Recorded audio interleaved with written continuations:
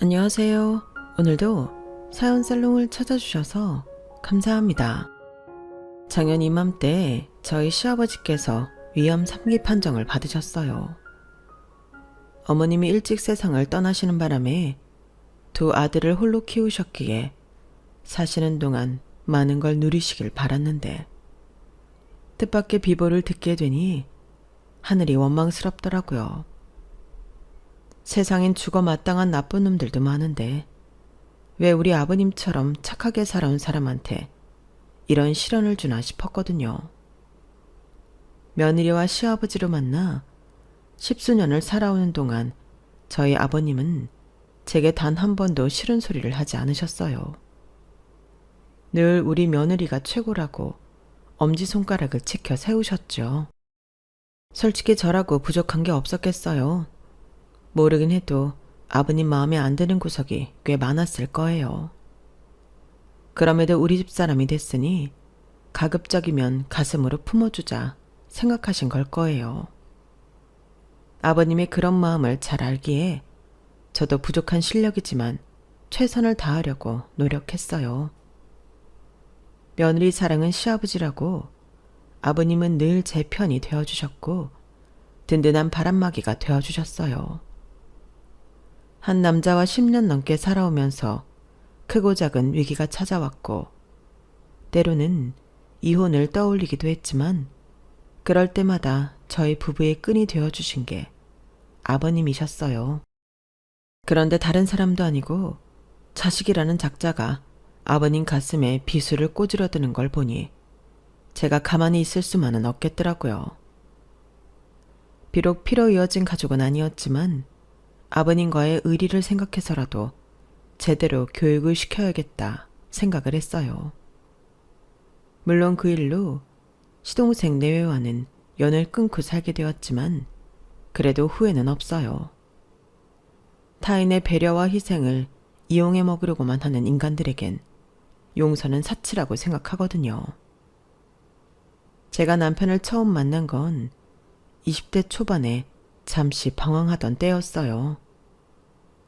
방황이라고 해봐야 집을 뛰쳐나와 친구와 함께 아르바이트를 하며 살았던 정도지만요. 제가 방황을 하게 된 건 부모님의 강요 때문이었어요. 저는 초등학생 때부터 바이올린을 시작했는데 제가 원해서 했던 건 아니고 저희 엄마가 강제로 시켜서 한 거였어요.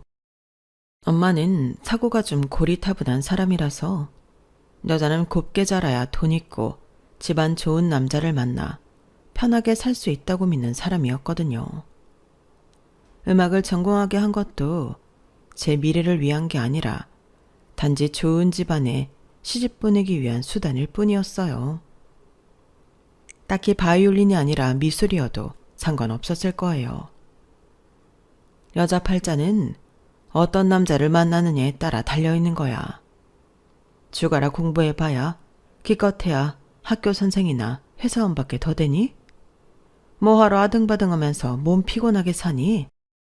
외모 가꾸고 내세우기 좋은 전공 택해서 부잣집에 시집가면 그만인걸. 그러니까 잔소리 말고 바이올린 열심히 해서 대학만 들어가. 평생 전공을 하라는 거 아니야. 딱 좋은 집 골라 시집갈 때까지만 남들한테 꿀리지 않게 보이란 말이야. 엄마 말 알아듣겠니? 그럼 엄마가 그렇게 살지 그랬어. 왜 나한테 엄마가 원하는 삶을 강요하는 건데? 이거사, 나라고 안 그러고 싶었겠니? 우리 부모님이 보고 배운 게 없는 분들이라 내 뒤를 못 밀어줘서 못한 거지. 너야, 네 아빠가 그 정도 힘은 있으니까 편하게 살라고 길 터주는 거고. 넌 우리 같은 부모 만난 걸 다행인 줄 알아.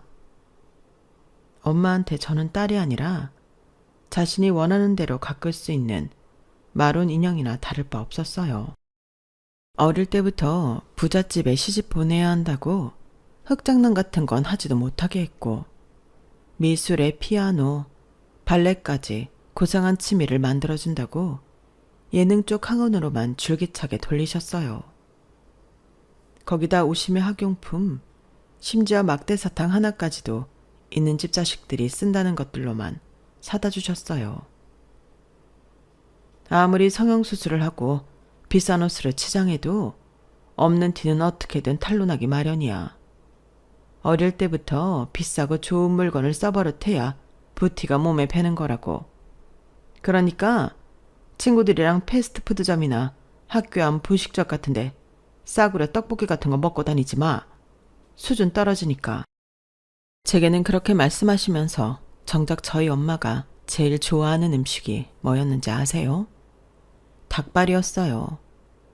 제 앞에서는 고상한 척에 홍차에 마들렌을 드셨지만 저 몰래 방에 숨어서 시장통에서 사온 닭발을 손가락에 묻은 양념까지 쪽쪽 빨아가며 드시곤 했어요.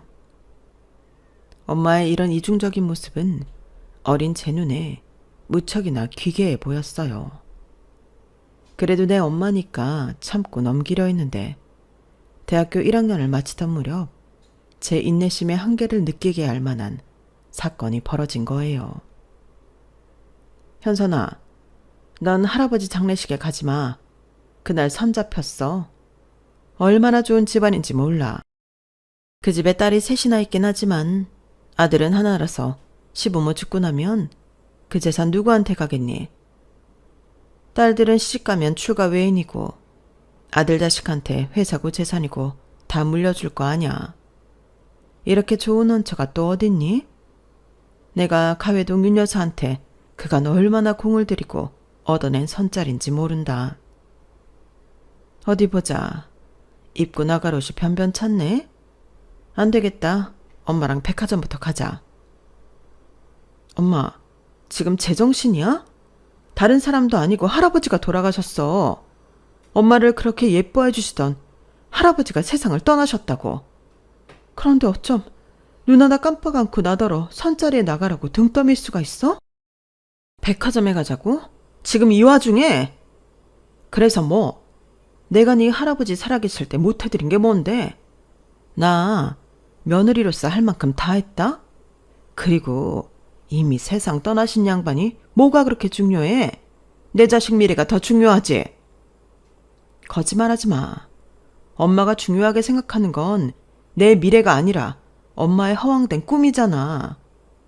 엄마가 정말 날 생각한다면 그깟 선자리 때문에 하나뿐인 할아버지 장례식까지 빠지라고는 안 할 거야. 선이야, 언제 봐도 그만이지만 내 할아버지 장례식은 다시는 없을 거니까. 엄마가 얼마나 탐내는 집안인지는 모르겠지만 나한텐 아무 상관없는 사람들일 뿐이야. 엄마가 뭐라고 하든 난 할아버지 장례식에 갈 거야. 저도 더는 물러설 수 없다는 생각에 끝까지 선자리를 강요하는 엄마를 뒤로하고 장례식장으로 향했어요. 그 일로 엄마가 그렇게 바랐던 집안과는 선도 한 번 못 본 채 끝이 나버렸고 엄마가 저를 장례식장 대신 선자리에 내보내려 했다는 사실을 뒤늦게 알게 된 아빠는 엄마와 엄청 크게 싸우셨어요. 물론 그 일 때문만은 아니었지만 결국 부모님은 이혼까지 이르게 되었어요. 제 미래에 대한 엄마의 뒤틀린 열망이 늘 마음에 들지 않았던 아빠가 이혼을 강력하게 원하셨거든요. 엄마는 이혼을 하더라도 저와 함께 살겠다고 고집을 부리셨어요. 말도 안 되는 소리 하지 마. 당신 같은 사람한테 현선을 맡길 수는 없어. 현선이가 지금까지 당신 때문에 얼마나 마음고생하가며 살았는지 알기나 해. 위자료로 당신 살 길은 마련해 줄 테니까 평생 지금까지 살았던 것처럼 이기적이고 편협하게 살아. 내 자식 인생 더는 망가뜨리지 말고. 그건 안 돼. 내가 10달을 뱃속에 담았다 낳은 딸이야. 현선이는 나랑 한 몸이나 다름없다고. 그러니까 당신이야말로 헛된 꿈 꾸지 말고 남은 인생 혼자서 어떻게 살지나 고민하라고. 엄마는 제가 당연히 자신과 함께 살겠다고 할 줄 알았던 모양이에요. 제가 혼자 나가서 살겠다고 하자 세상이 무너진 것처럼 큰 충격을 받으시더라고요. 반면에 아빠는 제 뜻이 정 그렇다면 살 집을 마련해 주겠다고 하셨어요. 물론 엄마는 끝까지 반대하셨지만 이미 성인이었던 저의 독립을 막을 수는 없었죠. 그렇게 저는 집을 나와 아빠가 마련해 주신 오피스텔에서 살게 되었어요. 한동안은 엄마가 막무가내로 집까지 찾아와서 얼마나 괴롭혔나 몰라요. 그래서 보란 듯이 더 삐뚤어 나가게 되었죠. 평생 안 하던 짓들을 하면서 엄마가 제게 실망하게 만들었어요. 그래야 저를 당신 뜻대로 휘두를 수 있다는 신락 같은 희망까지도 부숴버릴 수 있을 것 같았거든요. 따지고 보면 제가 했던 일탈이라는 게 별거 아니었어요. 그동안 엄마의 간섭 때문에 해보지 못했던 것들을 했던 것 뿐이니까요. 과 동기들과 나이트에 가거나 길거리에서 떡볶이나 순대를 먹거나 엄마가 질색하는 날티나는 옷을 입는 정도였어요. 그렇게 지낸 지 반년쯤 되자 엄마도 더는 저를 찾아오지 않았어요. 제가 남편을 만난 것도 그 무렵이었어요. 어차피 관심도 없었던 바이올린이라서 음대를 계속 다닐 이유가 없다고 생각한 저는 자퇴를 했어요. 그래도 그동안 제 뒷바라지를 해주시고 대학 등록금까지 대주시는 사람이 아빠였기 때문에 아빠한테는 미리 말씀을 드린 상태였어요. 그런데 막상 대학을 그만두고 나니 아빠한테 생활비를 받아야 할 이유가 없더라고요. 그래서 아르바이트를 시작하게 되었죠. 구인 광고를 보고 찾아간 곳이 바로 남편이 하던 카페였어요. 대학생들과 근처 직장인들을 주 고객으로 하는 곳이라서 커피 가격이 저렴하고 주로 테이크아웃에 중점을 둔 가게였어요. 가게는 작아도 회전율이 높기 때문에 혼자 운영할 수 없어서 아르바이트생을 쓰게 됐다고 하더군요. 원래는 근처 대학 학생을 아르바이트생으로 썼는데 학생이다 보니 몇 달 하고 그만두는 경우가 많았나 봐요. 그래서 오래 일할 수 있다고 했더니 알바 경험도 없는 저를 뽑아준 거예요. 자퇴생이라서 학업 때문에 금방 그만두지 않을 거라고 생각했던 거죠. 그런데 문제는 그게 아니었어요. 나중에 남편이 그러는데 제가 처음 출근했던 그날 바로 후회를 했대요. 제가 너무 일을 못했거든요. 20년 넘게 유별난 엄마 관리하에 살면서 손에 물 한 방울 안 묻히고 살았으니 일머리가 있을 리가 없었죠. 일을 못하니까 주문을 받는 속도도 느리고 매장 안은 텅 비었는데 계산대 앞에는 주문을 하려는 사람들로 인산인해를 잃었어요. 그러니 남편이 커피 내리랴 계산대로 와서 주문 받으랴 알바생을 쓰는 보람이 전혀 없었어요. 나 같으면 그런 알바라면 당장 그만두라고 할 텐데 남편은 오히려 저를 달래주었어요. 처음 하는 일인데 못하는 게 당연한 거예요. 너무 조바심 내지 말고 하나하나 배워나가면 지금처럼 힘들진 않을 겁니다. 나도 처음엔 엄청 헤맸어요. 모르는 거 있으면 혼자 소갈이 하지 말고 나한테 물어보세요. 바쁠 땐 몰라도 한가할 땐 천천히 설명해 줄 테니까. 남편의 그런 배려 덕분에 저는 시간이 지남에 따라 카페 일을 익혀나갈 수 있었어요. 3개월쯤 지났을 때는 아주 바쁜 시간을 제외하고는 저 혼자서도 주문과 음료 제조를 도맡아 할 수 있게 되었죠. 부모님과 살 때는 한 번도 칭찬을 받아본 적이 없던 저였지만 남편한테는 그동안 내가 살아오면서 받았던 칭찬의 100배, 아니 1000배는 더 받았던 것 같아요. 설명은 또 얼마나 잘해주는지 그 바람에 남편한테 훌딱 반해버렸다니까요. 아무리 급해도 서두르는 법 없이 차례차례 매뉴얼에 따라 일을 진행하는 모습이 정말 믿음직스러웠어요.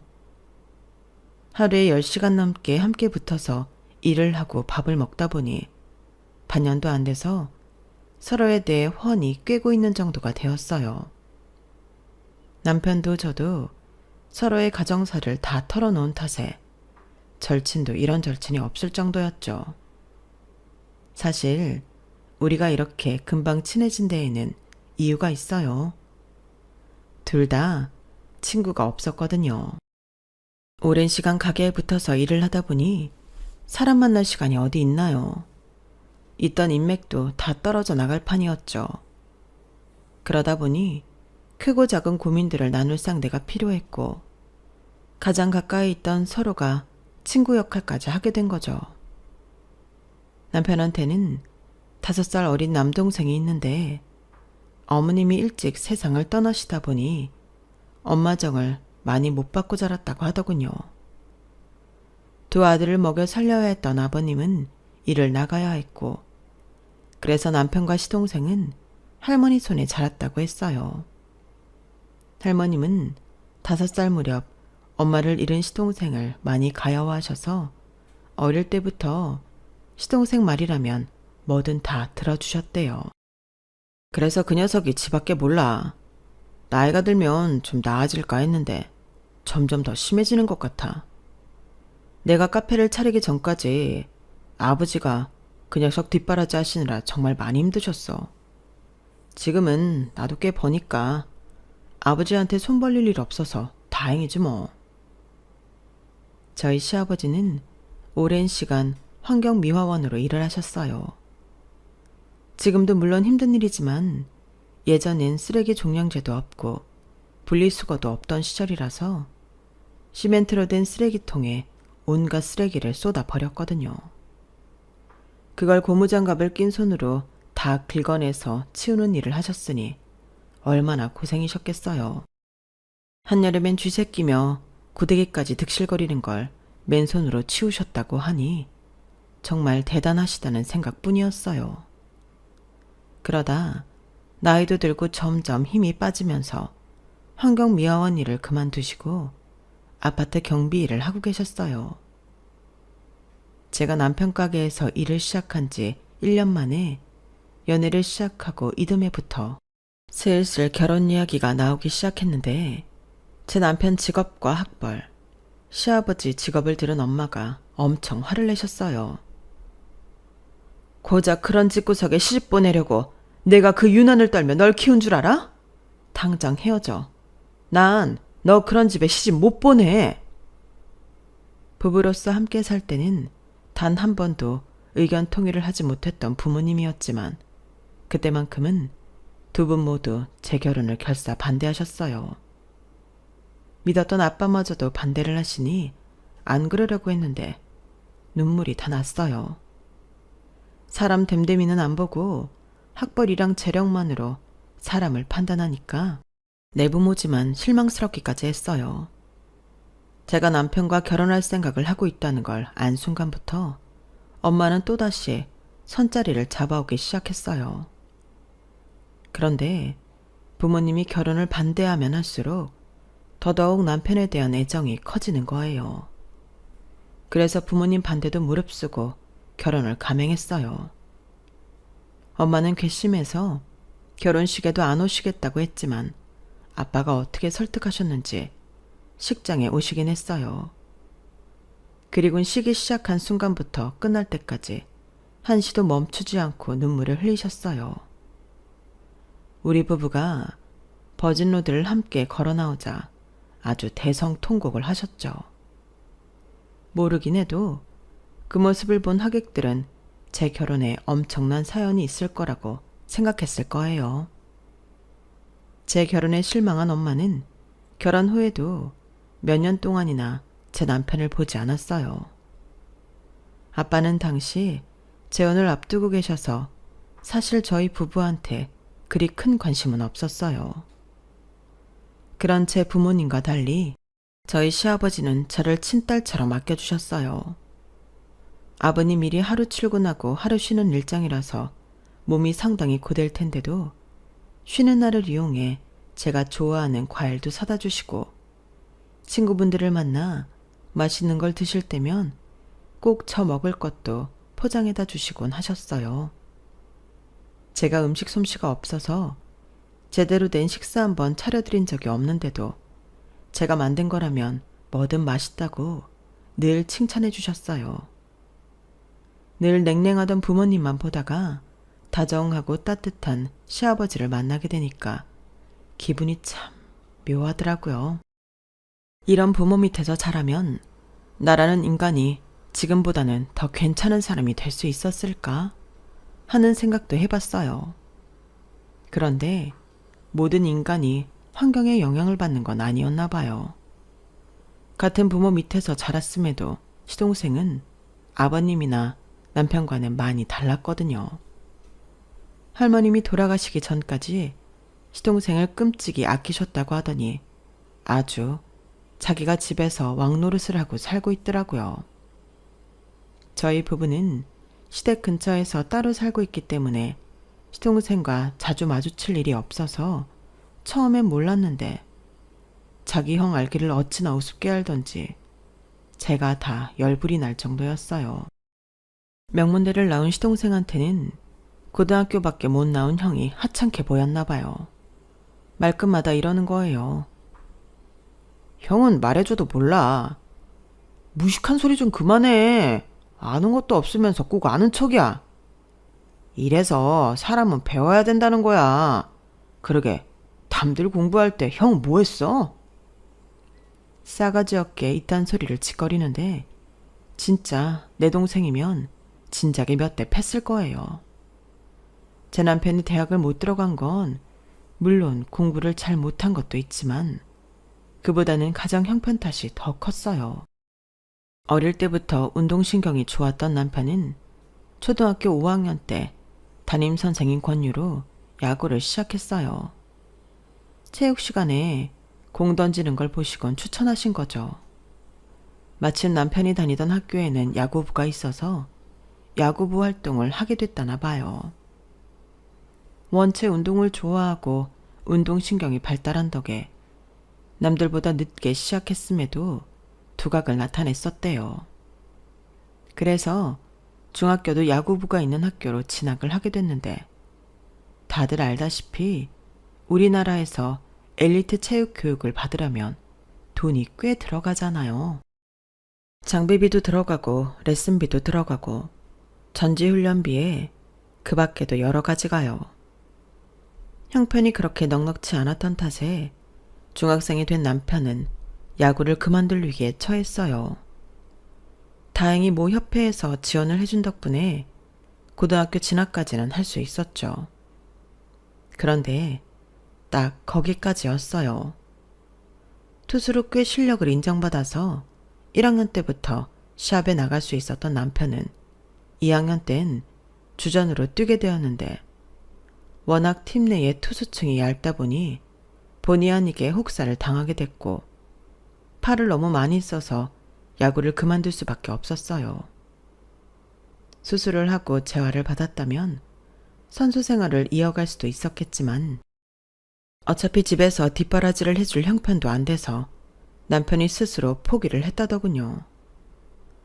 운동만 하고 살던 사람이 하루아침에 공부를 하려니 성적이 제대로 나왔겠어요. 수업을 따라가는 것도 벅찰 지경이었는걸요. 게다가 그즈음 할머님이 고관절을 다치시는 바람에 거동이 불편해지셔서 집안일을 하실 수가 없었어요. 어린 시동생도 보살피랴 할머니 간병도 하랴 남편이 고생이었죠.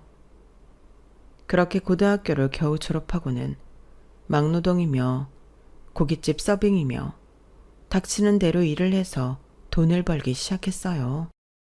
적어도 동생만큼은 자기처럼 돈 때문에 꿈을 포기하는 일이 없도록 하기 위해서였죠.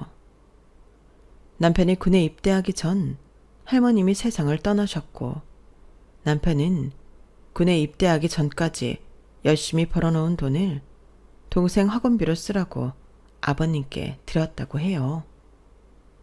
정작 자기는 아버님께 손 벌리지 않으려고 군에서 받는 얼마 안 되는 월급도 아껴가며 생활했으면서요.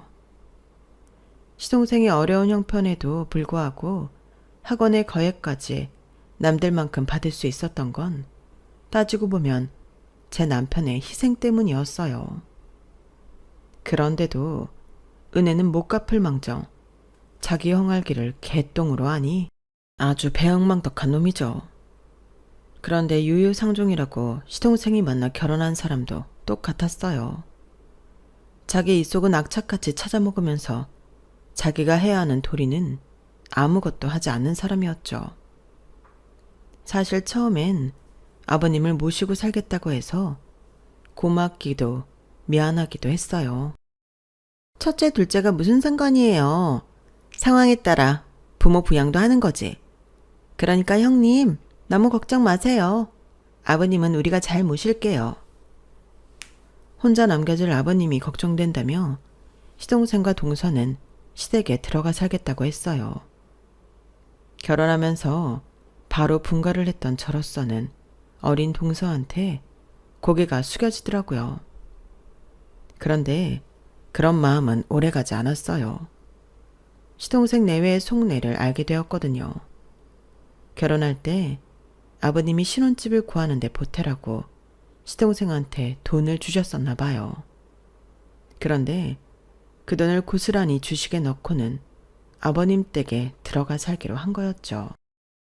그렇다고 제가 그걸 빌미로 뭐라고 하는 건 아니에요. 아버님만 오케이 하신다면 시동생 내외가 시댁에 들어가 살든 말든 상관없으니까요. 그런데 이건 정말 도를 넘는 행동을 하지 뭐예요.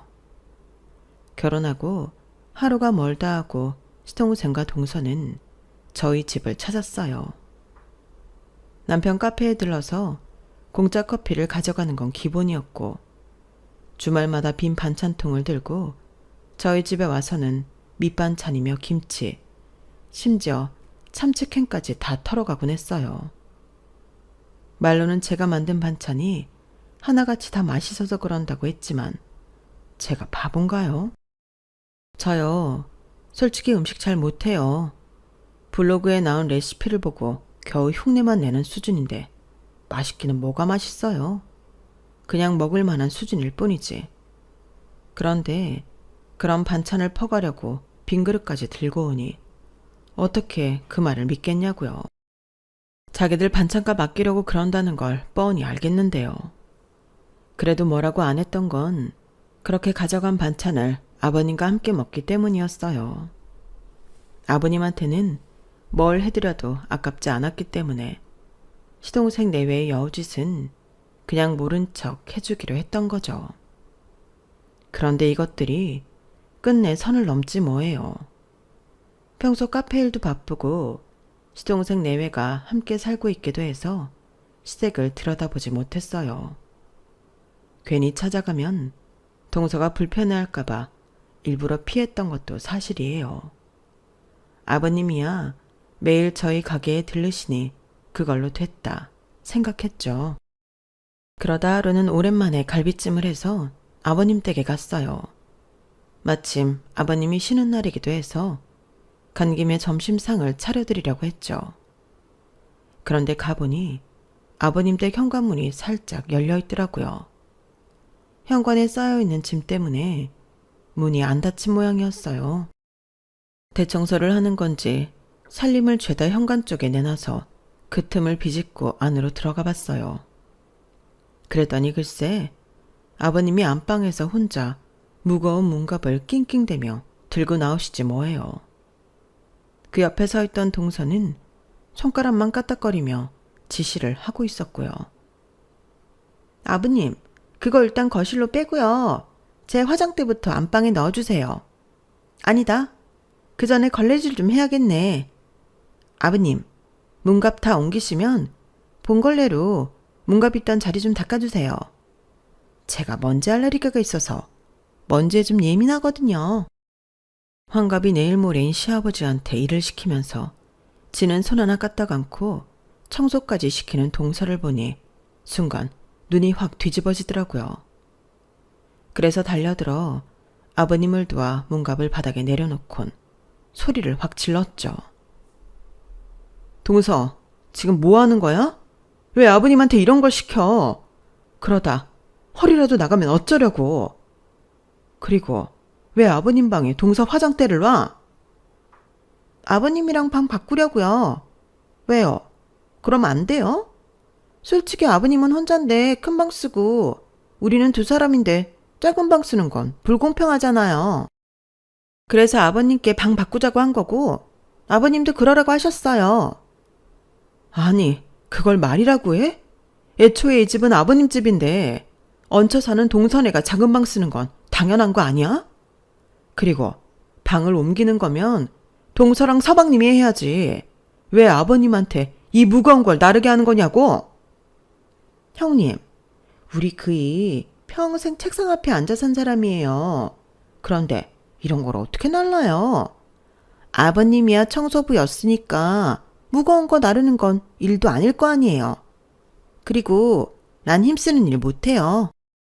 회사에서 생수통 가는 일도 난 한 번도 한 적 없다고요. 그런 건 남자가 해야죠. 한마디도 안 지고 따박따박 대꾸하는 동서를 보니 그동안 아버님이 어떻게 사셨을지 안 봐도 비디오였어요. 결국 방은 바꾸기로 했고 대신 짐은 시동생과 동서가 나르는 걸로 타협을 보면서 그날 일은 끝이 났어요. 그때부터였어요. 시동생 부부의 행동을 감시하게 된 거는. 정확히는 시동생 내외 때문에 아버님이 어떤 고생을 하시는지 감시했던 거지만요. 한동안 지켜본 바로는 두 사람은 집안일을 아버님한테 시키는 것 같았어요.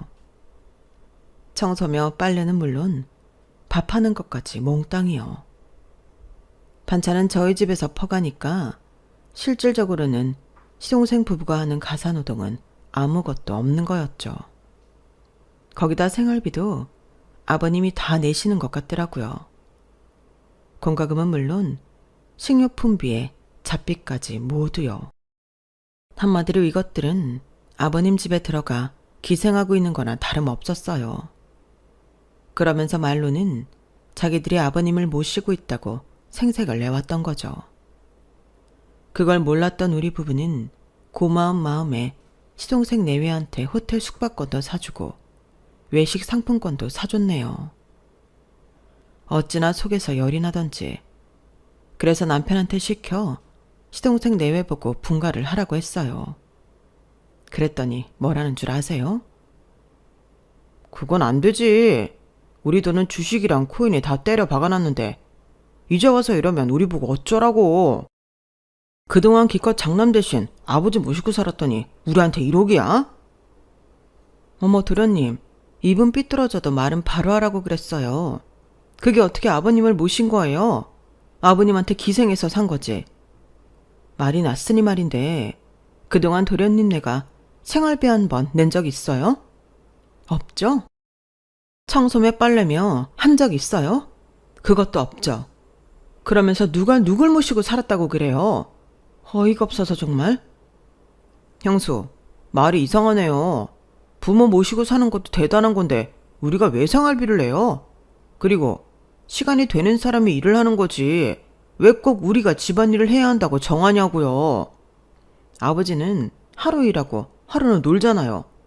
우린 월요일부터 금요일까지 계속 일한다고요. 그럼 누가 집안일을 하는 게 맞겠어요? 개소리도 어찌나 정성스럽게 하는지 대꾸할 가치도 못 느끼겠더라고요. 부부가 어쩌면 그렇게 똑같이 이기적이고 싸가지가 없는지 어떤 면에선 천생연분이 아닐 수 없더라고요.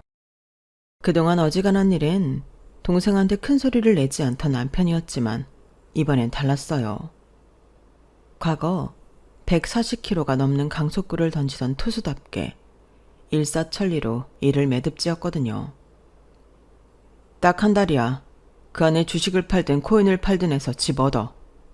한 달 뒤에 내가 아버지 집에 갔을 때 너희 부부 물건이 하나라도 집안에 남아있으면 그날은 너 죽는 날이야. 그동안 형이 너한테 오냐오냐 해줬더니 감을 잃은 모양인데 나 열받으면 앞뒤 안 재는 거 알지? 그 꼴 다시 보고 싶다면 어디 한번 해봐. 제대로 보여줄 테니까. 190에 가까운 키에 비록 운동을 그만둔 지는 오래됐지만 여전히 피지컬은 어디서도 빠지지 않는 제 남편의 살벌한 경고에 시동생 내외는 결국 시댁을 나가게 되었어요. 아버님께 살짝 여쭈어 보았더니 제 남편이 한번 화가 나면 핵폭탄급으로 난리가 난다고 하더라고요. 예전에 시동생이 학교 일진들한테 돈을 뺏기고 맞고 온 적이 있었는데 화가 난 제 남편이 달려가 일진 7명을 때려 눕히고 걔들 아지트를 박살내고 온 적이 있다고 했어요. 일진까지 될 정도면 싸움을 꽤나 했을 텐데도 제 남편 하나는 막지 못했다고 하니 어느 정도 위력인지 알만 하더라고요. 시동생 내외가 분가를 한 이후부터는 전보다 더 자주 아버님 댁을 들여다보게 되었어요. 이참에 합가를 하자고 말씀드렸지만 한사코 거절하시는 바람에 그러지 못한 게 지금에 와서는 참 후회가 되네요. 그때 합가를 했더라면 아버님의 증상을 조금 일찍 발견했을 수 있을 테니까요. 이듬해 제가 출산하고 아이 100일이 가까워오던 어느 날이었어요. 그날은 아버님이 출근을 한 날이었는데도 집에 찾아오셨더라고요. 아파트 공사가 있어서 한동안 휴가라고 하시면서요. 그땐 별로 대수롭지 않게 생각했어요. 이참에 푹 쉬시라는 말을 했을 정도로요. 아버님은 손녀딸을 품에 안으시곤 한참을 바라보셨어요. 그 모습이 마치 손녀딸의 모습을 하나도 빠뜨리지 않고 눈에 담으려는 것처럼 간절해 보이더라고요. 그리고 며칠 뒤 아버님이 위암성기라는 걸 알게 되었어요. 그제야 그날 아버님의 행동이 이해가 가더라고요. 혹시라도 잘못될지 모르는 상황이기에 하나라도 더 손녀딸의 모습을 눈에 담으려고 하셨다는 걸요. 카페 문을 닫고 아버님과 함께 병원에 찾아가 정확한 아버님 상태를 듣고 본격적으로 치료를 시작했어요. 시동생 내외도 이런 상황을 알아야 할 것 같아서 그날 밤 시동생 내외를 가게로 불렀어요. 아버님이 위암 3기라는 말을 들은 시동생 내외는 묘한 표정을 짓더라고요. 그때는 그 표정이 무슨 의미를 담고 있는 건지 잘 몰랐는데 며칠 뒤 동네 부동산 사장님을 만나보고는 어느 정도 감을 잡을 수 있었어요. 예은이 엄마, 시아버지 어디 가셔? 아니, 어제 그 집 시동생 부부가 우리 부동산으로 왔더라고. 아버님 댁 요즘 시세가 어떻게 되냐고. 네? 그래서 뭐라고 하셨어요? 나야 물어보니까 시세대로 말해줬지. 그랬더니 더 오를 확률이 있냐고 하더라고. 아파트면 몰라도 빌라는 그렇게 많이 오르진 않는다니까. 그럼 지금 팔아야겠다고 하던걸? 이놈의 인간들이 아버님 걱정은 않고 유산받을 생각만 하고 있었던 거예요. 부동산 사장님이 다녀가시고 남편도 저도 속이 부글부글 끓었어요. 그런데 그런 상황에 기어이 기름을 퍼붓지 뭐예요.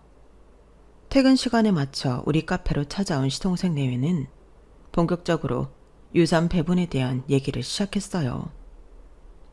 형도 알다시피 요즘엔 장남이고 처남이고 상관없이 똑같이 나누는 게 추세잖아. 형도 알지? 내가 부동산에 알아보니까 아버지 집 팔면 한 2억 5천쯤 받겠더라고. 그래서 말인데 이참에 집 팔고 그 돈 좋은 데 투자하자. 형도 당장 돈 필요한 거 아니잖아.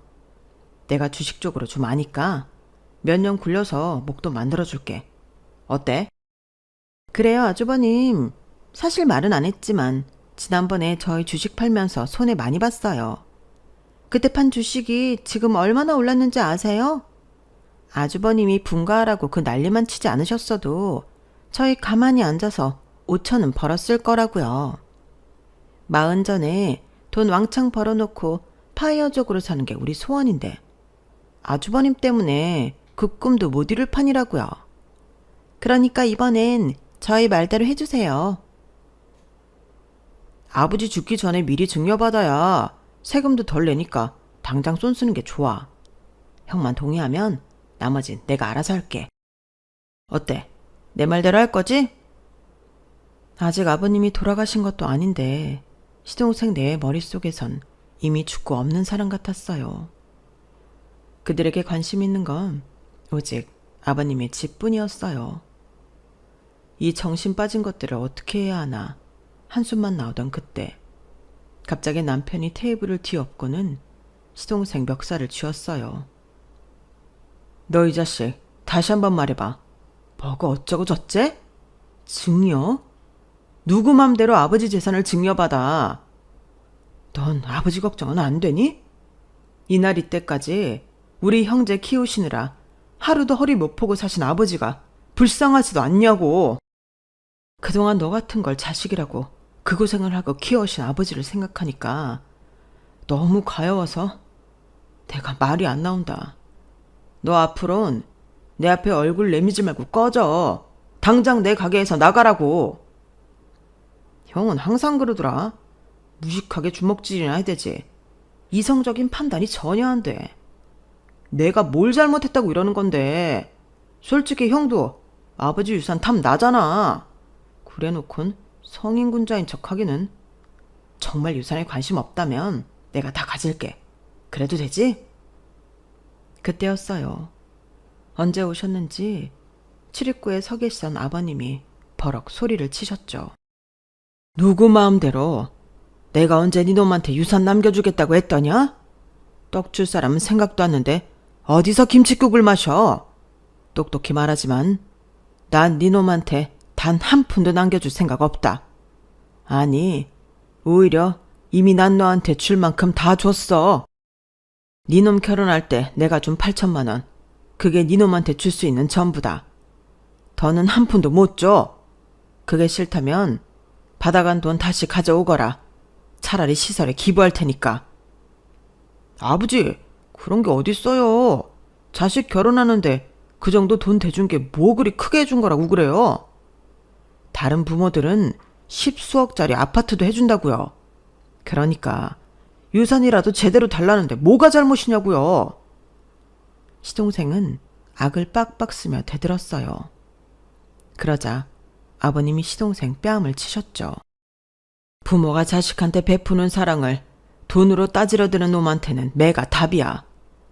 부모가 중병에 걸렸다는데도 돈 계산만 하는 놈. 난 더는 자식으로 생각 안 할 거다. 나한테 받아간 돈 8천 다시 가져오거라. 난 너처럼 이기적이고 고마움을 모르는 놈한테 호구 잡히기는 싫구나. 그리고 호적에서도 파줄 테니 어디 네 혼자 잘 살아봐. 내가 죽더라도 장례식에 올 생각 말고 유산을 받겠다는 꿈도 꾸지 마. 난 이 순간부터 너라는 놈이랑 연 끊을 테니. 그때니 아버님이 화가 나셔서 빈말로 한 소린 줄 알았지만 며칠 뒤 정말 아버님은 시동생을 호적에서 파내는 작업을 하셨어요.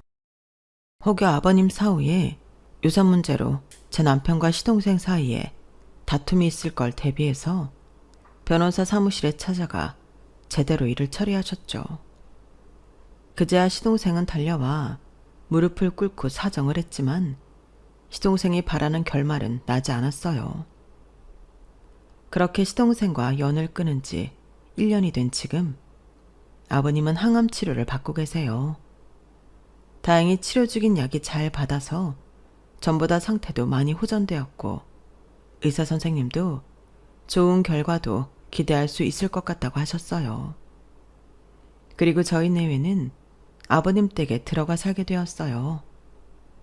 아무래도 투병 중인 아버님을 혼자 둘 수가 없어서요.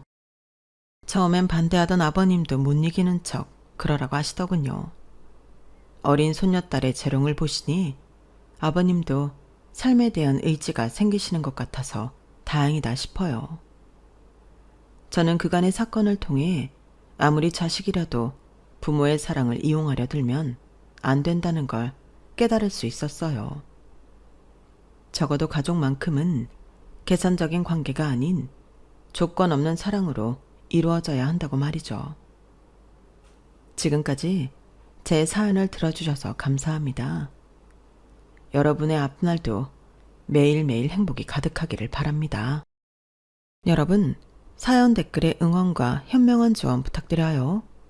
좋아요와 구독은 저에게 큰 힘이 됩니다. 오늘도 좋은 일 가득하세요.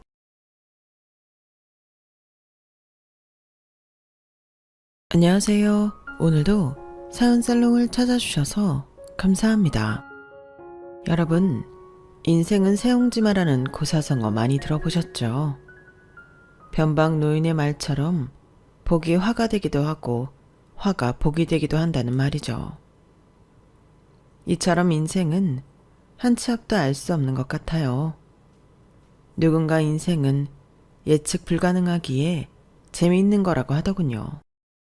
하지만 고작 30대인 제 인생의 대부분은 늪에서 허우적대듯이 진심으로 힘들었어요. 아직 30대밖에 안 된 젊은 사람이 왜 그리 힘들다는 말을 하냐고 놀리시겠죠. 저는 11살인 초등학교 4학년 때부터 20살 되던 해까지 약 9년간 양부모님의 병수발을 들어야 했어요. 연세가 많으신 양부모님께서 절 친딸처럼 사랑으로 보듬어준 세월에 보답하기 위해서였죠. 하지만 고작 11살 나이에 어린 아이가 방 안에 덩그러니 누워 저만 바라보던 양부모님 두 분의 똥교저기를 갈아들이며 병건하는 일은 그리 쉽지 않았어요. 그 어린아이가 양부모님 슬퍼하실까봐 몰래 돌아서서 눈물을 훔친 적이 하루 이틀이 아니었으니까요. 아무리 기도해봤자, 아무리 울어봤자 상황은 좋아지지 않더군요. 그렇게 9년의 세월을 힘겹게 보내고 20살이 되던 해, 양부모님들이 돌아가시고 전 그 집에서 오빠들에 의해 쫓겨났어요. 헌신짝도 그런 헌신짝이 없었죠. 이제 젊은 제가 인생살이 참 힘들다고 하는 말이 공감되시나요? 그 후로도 제 삶은 배신당하는 것의 연속이었고 녹록치 않았어요. 하지만 지금 제 상황이 어떤 줄 아세요? 현재는 강남의 한 대저택에서 운전기사, 가사 도우미, 유모와 아이, 교육 담당 가정교사, 그리고 제 개인 비서의 도움을 받으며 떵떵거리며 살고 있답니다. 진짜 인간지사 세옹지마 맞죠? 저도 가끔 엄청나게 큰 제 방에서 깨어날 때면 이게 꿈인가 생시인가 구분이 잘 안 갑니다. 불과 몇 년 전만 해도 전 우리 딸내미와 함께 바닥을 기고 있었기 때문이에요. 저희 모녀를 철저히 배신하고 양육비 한 푼 안 준 남편을 얼마 전 우연히 만났는데 제가 경험했던 것보다 더 처절하게 고난의 행군을 하고 있더군요. 아주 쌤통이었네요. 천벌받아 마땅한 남자였거든요. 대체 제 인생에 무슨 일이 있었기에 이토록 극과 극을 오가는 삶을 살 수 있는지 궁금하시죠? 제가 사연살롱 구독자분들께 지금껏 제가 겪었던 일들에 대해 소상히 밝혀볼게요. 제 인생의 희노애락을 함께 공감해 주시면 좋을 것 같아요. 저희 양부모님 기억에 따르면 이미 아들 셋을 다 성인으로 키워 서울로 보낸 50대의 양부모님이 농사를 열심히 짓고 있는데 저쪽에서 웬 예쁜 아이가 아장아장 걸어오더래요. 땡볕에서 울지도 않고 말이죠. 양부모님은 하얀 레이스 달린 원피스를 입은 그 아이가 마치 하늘에서 내려온 천사같이 느껴졌고 흙 묻은 손을 내밀었더니 한바구음을 지으며 양어머니의 품에 안겼다고 하네요. 그 아이를 품에 안는 순간 마치 핏줄 섞인 가족처럼 여겨졌고 마냥 본인이 키우고 싶으셨대요. 그래서 경찰에 신고하지 않고 그냥 데리고 살았다고 하네요. 호적에는 몇 년 뒤 어찌저찌 올리고 말이죠. 참 동화 같은 이야기지만 제가 길 잃은 미아가 되어 양부모님 곁에 왔을 때 두 분이 절 경찰에 신고하여 바로 친부모를 찾아줬다면 제 인생이 어떻게 바뀌었을지 아직 궁금하긴 합니다. 이미 50대의 나이에 2살 밖의 아이를 키우기엔 너무 연료한 양부모님께서는 정말 최선을 다해 절 사랑으로 키워주셨어요. 이미 양부모님의 친아들 3명이 다 장성하여 서울로 돈 벌러 떠난 터라 전 외동딸로 예쁨 받으며 클 수 있었죠. 두 분 다 절 너무 예뻐하셔서 서로 안으려고 다투실 때가 많았어요. 집에서 마냥 저의 재롱을 보고 싶으셨지만 일을 해야 입에 풀칠을 할 수 있으니 절 논밭에서 놀게 하고 양부모님들은 열심히 일을 하셨죠. 제가 초등학교 저학년 때쯤 농작물을 휘저으며 논밭에서 열심히 놀다가 발을 헛디뎌 굴러 떨어지는 사고가 나고 말았어요. 아야, 엄마, 아빠! 전 양부모님을 향해 크게 소리 지르며 제법 깊은 논두렁에 처박혀 엉엉 울고만 있었죠. 엄마 아빠는 절 공주라고 부르셨는데 제 모습은 거의 보이지 않고 울음소리만 크게 들리자 거의 쓰러질 듯이 걱정하시며 달려오시더군요. 아휴, 우리 공주, 우리 소중한 공주. 어떡하다 거기에 빠져버렸니? 괜찮니 아가? 얼른 병원 가자. 여보, 구급차 불러요. 읍내병원이라도 갑시다. 얼른요. 그러다가 한쪽 다리뼈에 조그맣게 실금이 가고 찰과상 정도 입은 거였는데 엄마는 깁스한 제 모습을 보고는 거의 실신하듯이 오열하시더군요. 의사 선생님은 그 모습을 보시고는 웃으며 말씀하셨어요. 할머니, 걱정되시나 봐요. 조금 실금 간 거 가지고 뭘 그렇게 울면서 걱정하세요. 그러다가 할머니가 먼저 쓰러지시겠어요.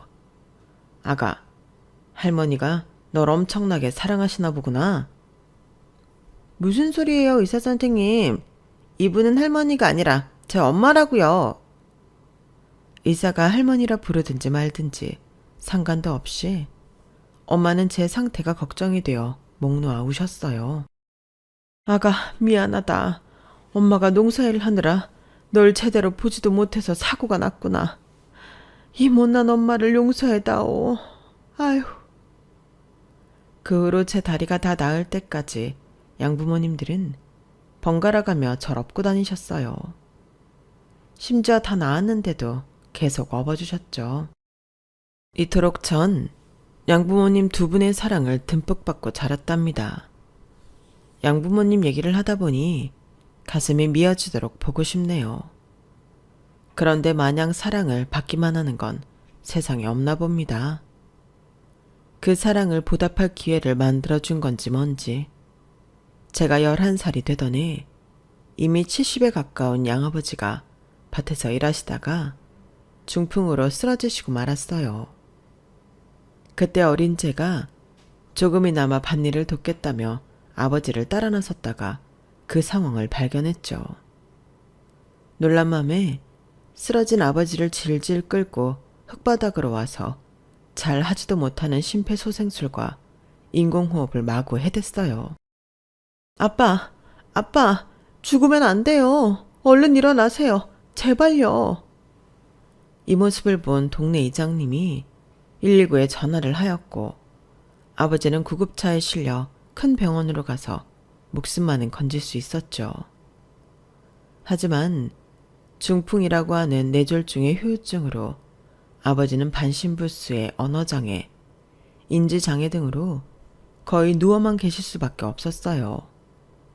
말도 제대로 못하시고 말이죠. 뇌졸중이란 정말 무서운 병이더군요. 서울에 있는 새 오빠들은 명절에도 얼굴 보기 힘들 정도로 각자 벌어먹기 바빴어요.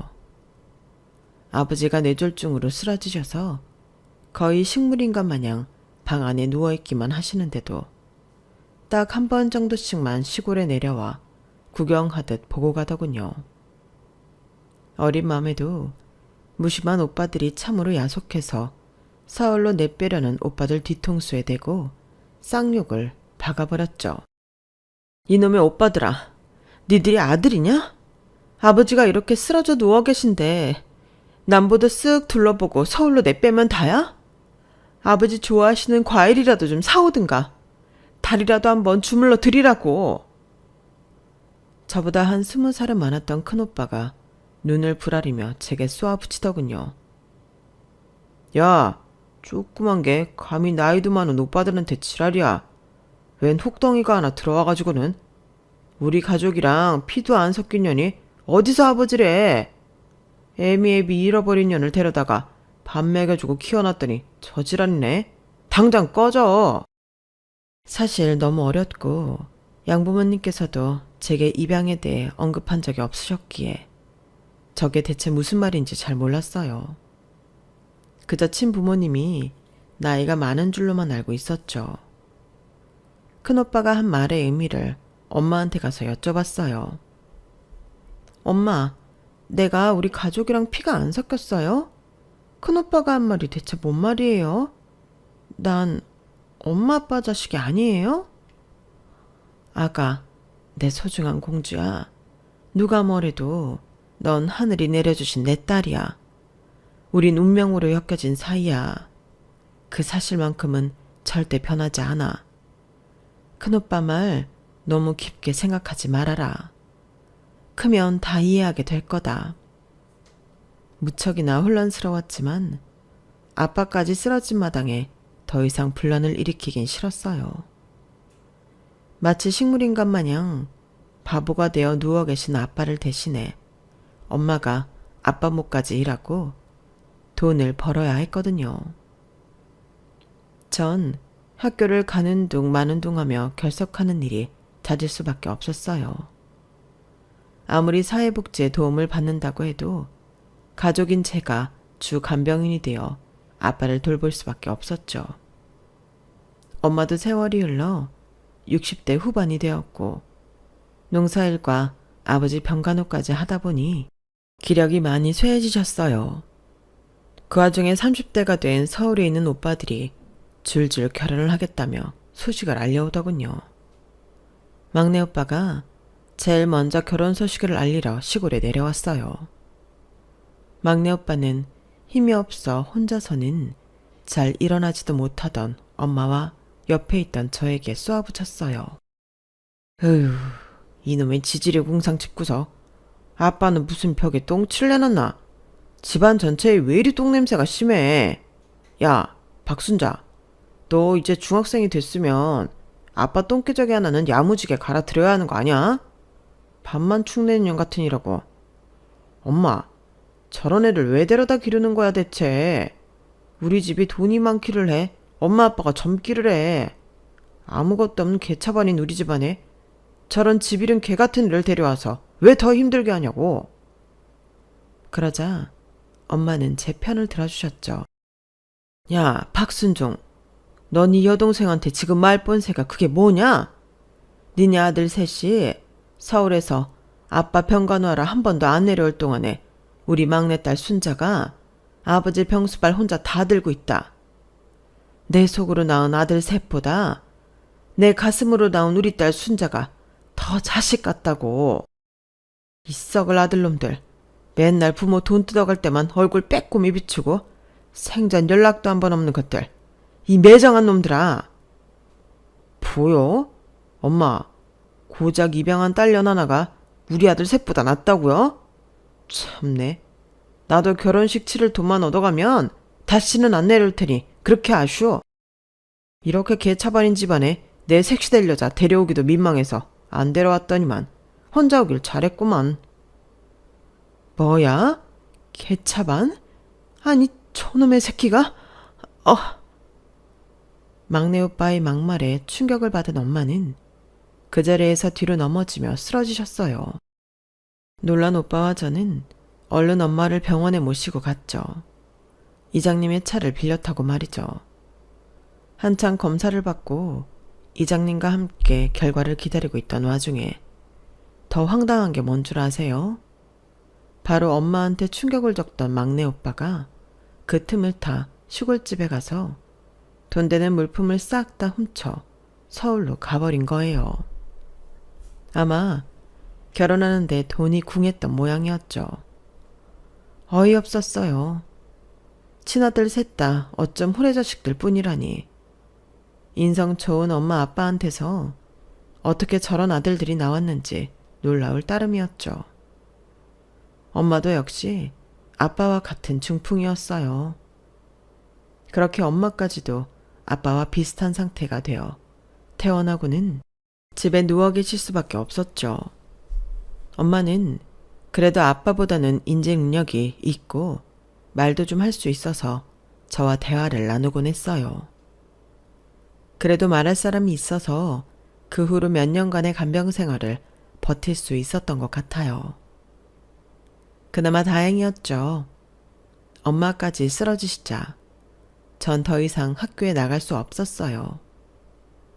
중졸의 학력만으로 만족하며 고등학교는 중퇴를 해버렸죠. 말할 수 있던 엄마는 제게 늘 미안해 하셨어요. 어쩔 때는 건강에도 안 좋게 매번 오열하며 제게 사과를 하셨어요. 정말 미안하다, 순자야. 널 처음 봤을 때 곱디고 논피스를 입은 걸 보면 넌 분명 잘 사는 집 딸이었을 거야. 근데 내 욕심에 널 시궁창 같은 우리 집에 가둬버렸구나. 넌 정말 온실 속의 화초로 귀하게 클 수 있는 아이였는데 이렇게 엄마 아빠 평가노만 하며 학교도 못 가는 신세로 만들어버렸어. 다 내 탓이다. 이런 못난 엄마를 원망해도 좋아. 아니에요, 엄마. 엄마 아빠가 날 얼마나 귀하게 키워주셨어요. 두 분은 어려운 상황 속에서도 최선을 다하신 거예요. 내가 무슨 엄마를 원망해요. 엄마, 그거 알아요? 난 한 번도 엄마 아빠 기저귀 갈아들이며 더럽다고 느껴본 적 없어요. 진짜예요. 내 엄마 아빠인걸요. 엄마가 그랬잖아요. 우린 가족이라고, 식구라고요. 한솥밥 먹는 식구끼리 살다 보면 이런 일도 있고 저런 일도 있는 거죠. 난 그저 엄마 아빠가 오래도록 내 곁에 살아계시기만을 바랄 뿐이에요. 빨리 건강도 회복됐으면 좋겠고요. 그때까지 나도 내가 할 수 있는 모든 걸 할 거예요. 엄마 아빠가 날 키우며 희생했던 것처럼 말이에요. 그러니 이젠 미안하다 말도 우는 것도 다 그만하세요. 그런 모습 보일 때마다 내 마음이 너무 아파요. 알았죠, 엄마? 지금 생각해보면 10대 전 이미 인생을 다 산 것 마냥 성숙했던 것 같아요. 하루하루 살기 참으로 고됐던 그 세월들이 절 억지로 성숙하게 만들어버린 거죠. 그래서 30대가 된 지금은 이미 한 80대가 돼버린 것처럼 느껴질 때가 많아요. 남들이 수십 년에 걸쳐 겪어야 할 일들을 전 압축된 세월에 다 겪어버린 것 같네요. 어쨌든 힘들었지만 제겐 세상에 엄마 아빠가 전부였기에 오래 사시길 늘 기도했어요. 하지만 제가 딱 20살 때 두 분이 3개월 차이로 돌아가시더군요. 제가 잘못 간호해서 돌아가신 게 아닐까 하는 죄책감에 시달렸죠. 아빠가 먼저 돌아가시고 본인의 생명도 꺼져가고 있다고 생각하신 엄마는 제게 현실적인 이야기를 꺼내셨어요. 순자야, 엄마 아빠가 평생 모은 재산이 이 집과 논밭이다. 이장님께 저번에 물어보니 땅값이 그래도 좀 올라서 다 처분하면 1억 5천 정도는 나올 거라고 한다. 얼마 안 되는 돈이지만 네 새오빠들한테 뺏기지 않기 위해 일단 다 처분해서 네 앞으로 현금화 해놓자꾸나. 내가 살 날이 얼마 안 남은 것 같으니 혹시 몰라 유언장도 작성해 놓으마. 장롱 속에 잘 넣어놓고 나 죽거든 네가 이 돈 다 가지거라. 알았지? 그렇게 엄마는 돌아가시기 전 모든 재산을 다 정리하고 제 앞으로 현금을 남겨주고자 하셨어요. 그런데 기가 막히게 돈 냄새를 맡은 오빠 셋이 시골집으로 내려왔더군요. 엄마, 누워만 계시면 다예요. 아빠 돌아가시고 아빠 앞으로 있던 땅 우리 아들들 명의로 해주셔야죠. 근데 근처 부동산이 물어보니 이미 내놓으셨다고요? 우리 몰래 팔아서 뭐 하시려고 했어요? 이장님한테 물어보니 유언장까지 이미 작성하셨다고? 그 유언장 어딨어요? 아, 대체 어딨냐고요? 니네가 중풍 걸려 누워있는 엄마 아빠한테 지난 9년간 해준 게 뭐가 있다고 그 돈에 손을 대려고 하냐? 지금껏 니네 서울에서 결혼하면서 자리 잡게 해주려고 송금해준 돈만 해도 얼마냐? 그 돈으로 부모 몫은 다 했다고 생각한다. 자식된 돌이 하나도 안 했으면서 돈 뜯어갈 생각 말고 다시 서울로 올라가버려. 엄마, 설마 또 길에서 주워온 전현한테 돈 다 주려는 건 아니죠? 내가 그놈의 유언장 직접 찾아야지. 형들, 빨리 이 집 다 뒤져봅시다. 오빠들은 도둑놈들처럼 집안 살림을 다 아사리판 만들며 뒤져서 유언장을 찾아냈어요. 그리고는 엄마와 저 보란듯이 빡빡 찢어버리고 말더군요. 야, 이 오빠같이도 않은 놈들아. 니네가 사람이냐? 불쌍한 엄마 피만 쪽쪽 빨아먹고는 아플 때 간병 한 번을 안 하고 그러다 천벌받는다. 다 나가 되져버려. 오빠놈들은 그 길로 서울로 다시 올라가 버렸고 그렇게 충격을 받은 엄마는 시름시름 앓다가 일주일 뒤 돌아가시고 말았어요. 집과 논밭은 오빠들에 의해 처분이 되었는지 전 바로 쫓겨나고 말았어요. 당연히 돈 한 푼 못 받고 옷까지 몇 개만 챙겨서 맨몸으로 쫓겨난 거죠. 당시 제 나이 20살이어서 이미 성인 나이가 된 것이 오히려 다행스럽게 느껴졌어요. 그래, 난 이제 20살이고 어른이야. 서울로 올라가서 꿋꿋하게 혼자서 잘 살아보자. 하늘에 계신 엄마 아빠가 내가 열심히 사는 모습을 보시면 한시름 놓으실 거야. 굳은 다짐을 하며 서울의 유명 대학들이 모여있는 대학가로 상경했어요. 중졸밖에 안 되는 제가 대학의 냄새라도 맡고 싶었거든요. 대학 근처 편의점 알바자리를 구하고는 보증금이 없는 제일 싼 고시원에 거처를 마련했어요. 최저시급을 받았지만 일을 하며 월급까지 따박따박 받을 수 있다는 사실이 무척이나 기쁘고 뿌듯하더군요. 그렇게 돈 버는 재미를 느끼고 있을 때쯤 근처 대학생으로 보이는 단골 손님이 제게 전화번호를 물어왔어요. 제 연락처요? 아, 혹시 무슨 일이시죠? 아, 이 근처 대학 다니는 김담철이라고 합니다. 근데 총각이 아가씨한테 전화번호 묻는 이유는 너무 당연한 거 아닐까요? 그 남자 대학생의 알쏭달쏭한 답변에 전 휴대폰이 없었으니 고시원 전화번호를 알려줬어요. 남학생은 좀 의아한 듯이 그 번호를 받아서는 머리를 갸우뚱거리며 가더군요. 그리고 그날 저녁에 고시원 사장님이 제 방문을 노크하며 말씀하셨어요.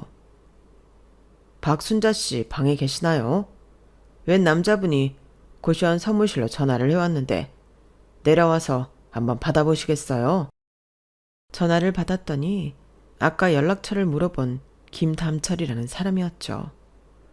아, 순자 씨. 진짜 고시원 사무실 전화번호를 알려준 거였어요. 전 집 전화인 줄로만 알았는데. 편의점 건물 4층에 있는 고시원 맞죠? 제가 지금 거기로 나갈게요. 혹시 잠깐 나오실 수 있을까요? 그 근처 맛집 많이 알고 있으니 밥 사드릴게요. 아직 저녁 안 드셨죠? 얼떨결에 나가서는 그 수다장이 남자와 밤 12시까지 대화를 나누었네요. 어찌나 커뮤니케이션 능력이 좋던지 첫 만남에 그가 살아온 얘기와 제가 살아온 얘기까지 솔직하게 다 털어놓았어요. 5시간의 첫 만남 동안 그에게 푹 빠지고 만 거죠. 그의 마지막 멘트 이후로 우린 사귀게 되었어요. 자, 이제 서로 살아온 얘기를 충분히 나누었으니 우린 삶을 공유한 거나 다름없네요. 이 정도면 많이 가까워진 거죠? 그런데 난 순자 씨하고 더 가까운 사이로 지내고 싶어요. 여자 대 남자로 진지하게 만나본 건 어때요? 우리 연인으로 사귀자고요. 사귄다? TV도 없던 집에서 양부모님의 병수발만 드느라 세상 물정을 하나도 몰랐던 20살 아가씨인 저는 사귄다는 개념도 정확히 몰랐던 것 같아요. 하지만 5시간 만에 그 남자에게 푹 빠져버린 전 그의 제안에 고개를 끄덕였어요. 그렇게 그 남자의 손을 잡았고 그 후로 그가 이끄는 대로 항상 따라다녔죠. 서울 토박이었던 그는 시골 초년이었던 내게 새로운 세상을 알게 해주었어요.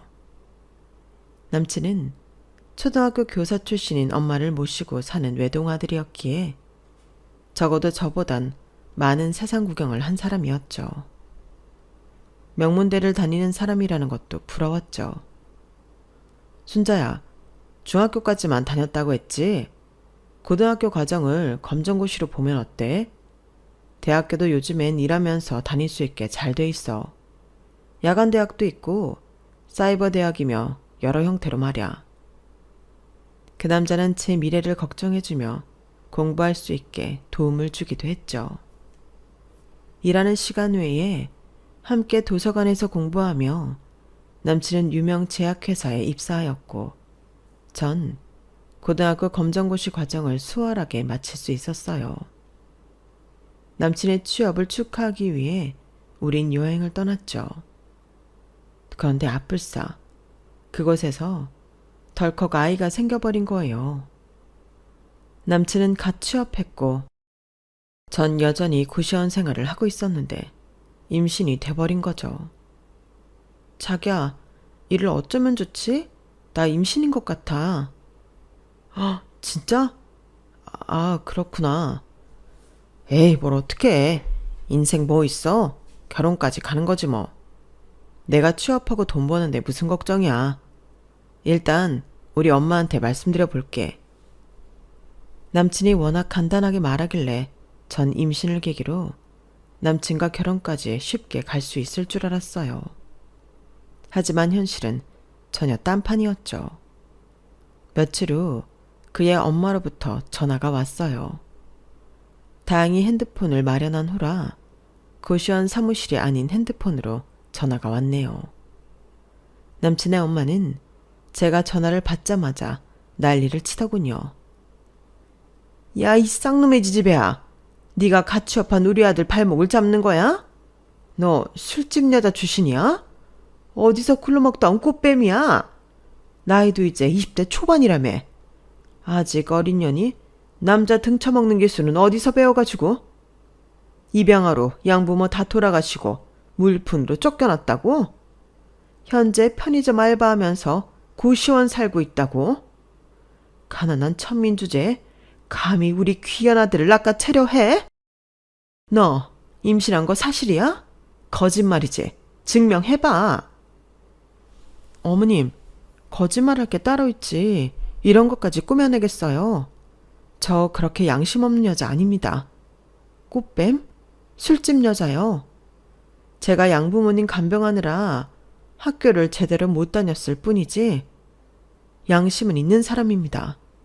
얼굴 한번 보지 못한 사람한테 함부로 말씀하지 마세요. 오호라, 깡따구니는 있는 년인가 보네. 그런 깡으로 우리 귀한 아들 꼬셨구나. 임신이 진짜라고? 그럼 당장 나오너라. 나랑 병원 가자고. 내가 병원까지 다 알아놨다. 그리고 수술비는 네가 다 내라. 애초에 네가 우리 아들 꼬셔서 임신한 거니까 말이야. 누가 누굴 꼬셔요. 서울에 갓 상경해서 아무것도 모르는 제 전화번호를 먼저 물어보고 먼저 사귀자고 한 것도 담철 씨입니다. 아무리 제가 가진 게 없고 배운 게 없다 하더라도 어머님 손주를 임신한 사람이에요. 무슨 그렇게 잔인한 말씀을. 병원이요? 저 혼자서라도 이 아이 낳아서 키울 겁니다. 정 거슬리시면 어머님 신경 쓰지 마세요. 저도 남친 엄마처럼 같이 빽 소리를 지르고 전화를 끊어버렸어요. 남친과 결혼할 수 없다면 나 혼자 살면서라도 뱃속에 아기를 낳아 키우고 싶다는 게 내 진심이었어요. 집도 절도 가족도 없는 마당에 이 아이만이 내 전부라는 생각이 들었거든요. 어떻게 알았는지 퇴근한 남친이 제 고시원 방으로 찾아와서 무릎 꿇고 빌더군요. 내가 사과할게. 우리 엄마가 너한테 엄청 모진 말 다 했다고? 정말 미안해. 헤어지자 말만 하지 말아줘. 얼른 우리 아기 낳아서 예쁜 가정 꾸리고 잘 살아보자. 남친의 사죄에 울컥하며 울음이 터져버렸어요. 어서 일어나. 자기가 나한테 미안할 게 뭐가 있어? 이 아이는 내 아이니까 내가 지킬 거야. 누가 뭐래도 낳아서 잘 키울 거라고. 서로 부둥켜 안고 엉엉 울며 아기와 함께하는 미래를 약속했죠. 남친은 대출을 받아서 투룸 월세방을 얻었어요. 발을 책상 밑으로 뻗어야만 누울 수 있던 고시원에 비해 엄청나게 훌륭한 집이었죠. 아기가 태어나기 전에 혼인신고를 했고 정식 부부가 되었어요. 결혼식 따윈 중요하진 않았죠. 남친의 태도도 한결같았기에 시모도 더 이상 반대할 순 없었어요. 그렇게 우리 딸내미 윤슬이가 태어났고 머리부터 발끝까지 올망졸망한 우리 딸내미가 그렇게 예쁠 수가 없더군요. 편의점 알바를 일단 그만두고 갓난아이 키우는데 집중하고 있는데 남편이 아이 두돌 때쯤 잘 다니던 제약회사를 때려치우고 갑자기 의학 전문 대학원에 가겠다고 하더군요. 여보, 갑자기 또 공부를 하겠다고? 지금도 연봉 센 편인데 그냥 계속 다니는 게 낫지 않을까? 아씨, 나 더 이상 남미채서 더러워서 일 못해 먹겠어. 명문대 생명공학과 나온 내 스마트한 머리로 공부해서 빠른 시간 내에 의학 전문 대학원 합격할 테니 두고 봐. 그렇게 호언장담했지만 의학 전문 대학원에 입학하기란 쉽지 않아 보였어요. 학원 끊고 다시 공부한다는 사람한테 생활비를 기대하긴 어려웠고 급한 대로 근처 고깃집에서 불판 닦는 알바를 하며 생계를 꾸려나가고 있었어요. 그러다가 윤슬이의 심장에 이상이 생겨 수술을 해야 하는 일이 생겼어요.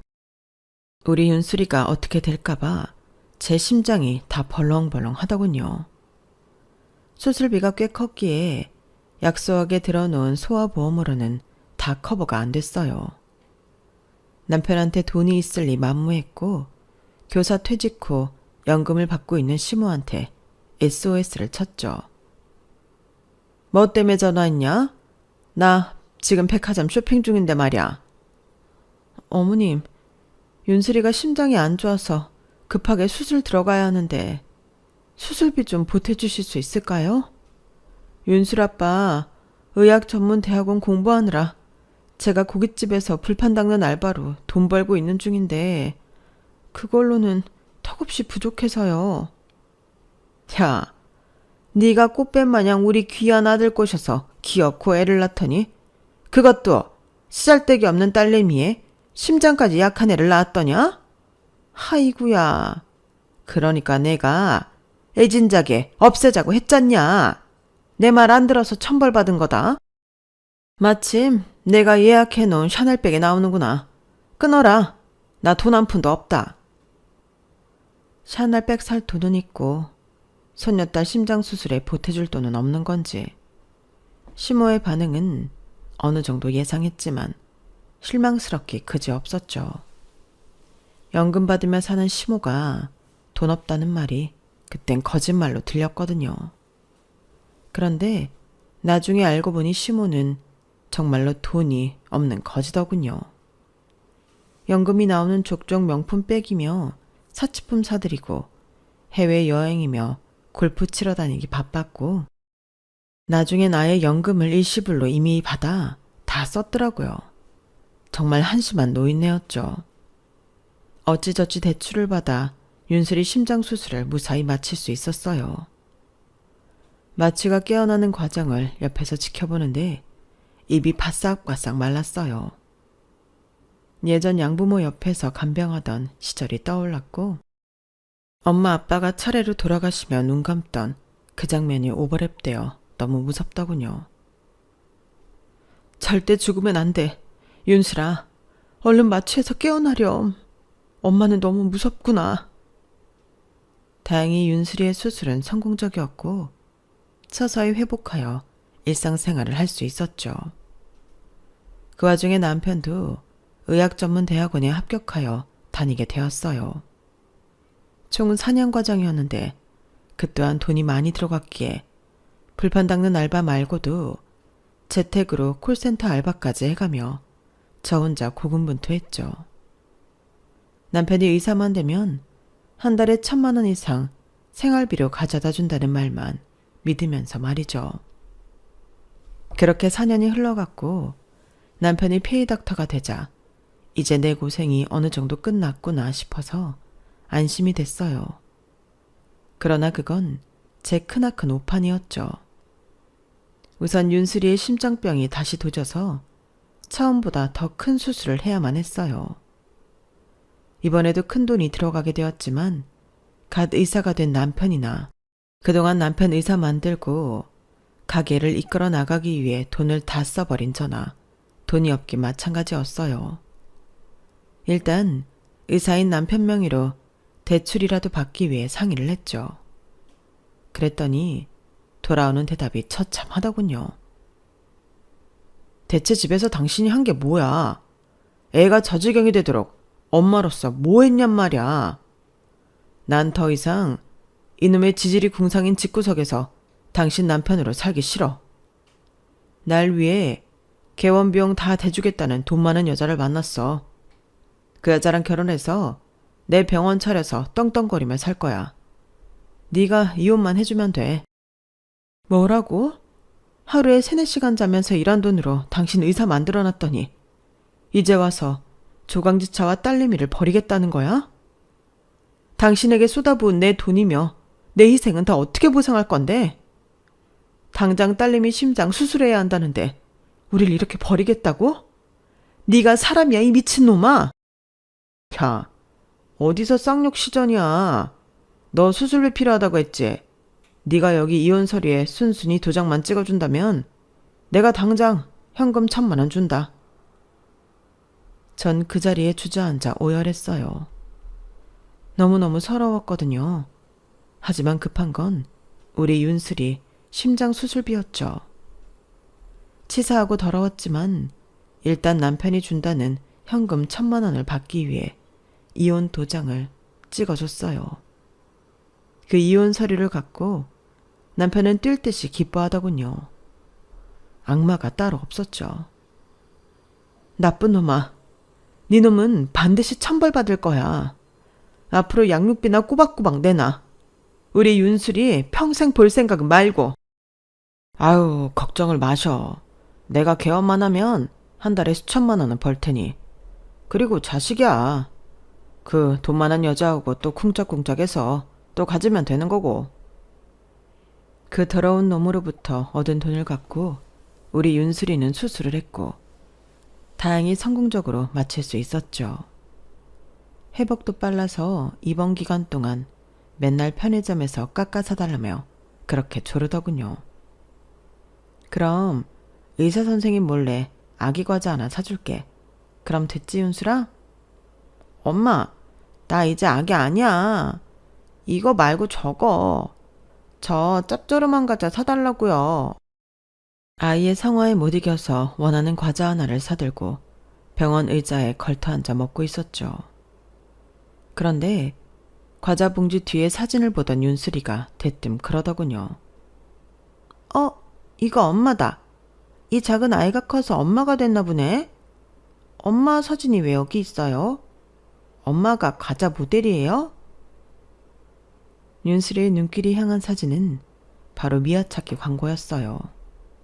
요즘에는 AI 기술로 미아가 된 아이가 컸을 때 예상 사진까지 실어놓더군요. 그런데 그 사진이 정말 제 얼굴과 똑같았어요. 잃어버렸을 무렵의 아기 사진도 제 어렸을 적 모습과 똑같았고요. 갑자기 심장이 쿵 하고 내려앉는 듯 했어요. 양부모님 말로는 내가 버려진 아이라고 했는데 혹시 이 아이가 나 아닐까? 전 바로 과자회사에 전화해봤고 정확한 사실 확인을 위해 DNA 검사가 필수라고 하더군요. 유전자 검사를 의뢰한 채로 며칠이 흐르고 그쪽에서 연락이 왔어요. 제가 사진 속 미아가 맞다더군요. 전화를 받는 제 손이 바들바들 떨리고 다리도 떨려서 도저히 서 있을 수가 없었죠. 그렇게 긴장되는 며칠이 지나고 내 친아버지란 사람과 만나기로 하였어요. 갓 태어난 윤슬이와 함께 약속 장소로 나갔는데 저 멀리서 웬 큰 벤츠가 한 대 오더군요. 거기서 수행원들과 함께 흰머리의 할아버지가 내렸어요. 아, 나랑 똑같이 생겼네? 성별은 다르지만 저와 똑같은 이목구비의 남자가 내 친아빠인 걸 단번에 알아보겠더라고요. 소라야, 우리 소라야. 어렸을 적 모습 그대로구나. 내 딸아 미안하다. 미안해. 내가 죽기 전에 널 만나는구나. 내가 네 아빠다. 아빠? 제 친아빠가 맞나요? 제 이름이 소라였나요? 옆에서 수행비서로 보이는 남자가 웃으며 부녀지간이 맞다고 하더군요. 축하드린다고요. 아가, 날 못 알아보겠니? 하긴 세월이 거의 30년이 지났으니 네 엄마는 널 잃어버리고 죄책감에 시름시름 앓다가 몇 년 뒤에 저 세상으로 떠나버렸다. 그 이후로 나도 죽을 것 같은 기분에 회사 운영에만 몰두했지. 재혼도 안 하고 말이야. 이제 나한테 핏줄은 너 하나다. 이제라도 찾아서 천만 다행이야. 그동안 힘들게 살았다고 들었는데 내가 지금껏 못해준 거 다 해줄 테니 이제 편하게 살으려무나. 어느 정도 상황을 미리 알려줬기에 윤수리도 내 친아빠가 본인의 할아버지인 걸 알고 있었죠. 곰살맞게도 친아빠한테 다가가 할아버지라고 부르며 연신 껴안더군요. 이 아이가 내 손녀딸이니? 아이고, 엄마 닮아 아주 예쁘게 생겼구나. 심장 수술한 지 얼마 안 됐다고? 이제 걱정 말아라. 이 할아버지가 다 지켜줄게. 네 엄마와 널 끝까지 지켜줄 거야. 친아빠의 멋진 차를 타고 으리으리한 아빠의 대저택으로 향했어요. 그곳엔 이미 우리 모녀를 위한 엄청 큰 방이 3개나 마련돼 있더군요. 집이 어찌나 넓은지 화장실에 갔다가 거실에 나가는 길을 헷갈릴 정도였죠. 아빠한테 밤을 새며 제가 힘들게 살아온 이야기를 해드렸어요. 아빠는 제 삶을 들으시며 우시느라 눈이 퉁퉁 부을 정도였죠. 설아야, 아빠는 더 이상 여 안에 없어. 널 잃은 슬픔 잊기 위해 미친 듯이 일에 몰두해서 벌어놓은 돈 다 네 거다. 너와 내 손녀딸 윤수리를 앞으로 최고급으로만 살게 해줄 거야. 내가 열심히 일해서 돈 벌어놓은 보람이 있구나. 친아빠는 사업을 아주 크게 성공적으로 운영하고 계셨어요. 모아놓은 재산도 엄청났고요. 우리가 함께 살게 된 그 다음 날부터 30년 만에 찾은 친딸인 제 앞으로 재산을 증여해주기 바쁘셨죠. 사업에 바쁘신 아빠보다 그 건물들에 대해 설명해주기 위한 수행비서님을 더 자주 만난 것 같네요. 일단 회장님께서 이 빌딩과 저 건너편 빌딩을 최소란님 명의로 해주셨습니다. 건물들 현황에 대해 브리핑해드리겠습니다. 잘 모르는 부동산 용어까지 섞어가며 열심히 브리핑을 듣고 있는데 저쪽에서 구두를 한아름 팔에 끼고 오는 사람이 보이더군요. 바로 양부모님의 큰아들, 즉 내가 큰오빠로 부르던 사람이었죠. 이렇게 만나게 되니 소름이 돋았어요. 오빠, 나 기억하지? 이 앞 구두방에서 일하나 봐? 큰오빠는 날 보고 흠칫 놀라더군요. 큰오빠가 나를 보고 아는 척 하기도 전에 옆에 있던 아빠의 수행 비서가 오빠를 향해 소리치더군요. 어이 박씨, 거기 구두방 아직도 철거 안 했어? 빌딩이 여기 회장님 따님 명의로 넘어가기 전에 얼른 철거하라고 했잖아. 그 구두방 절반이 회장님 땅을 침범하고 있다고 몇 번을 얘기해. 죄송합니다, 실장님. 그런데 이 여자가 회장님 딸이라고요? 얘는 내 동생이었던 앤데요. 대충 상황을 파악한 제가 나서서 얘기했어요.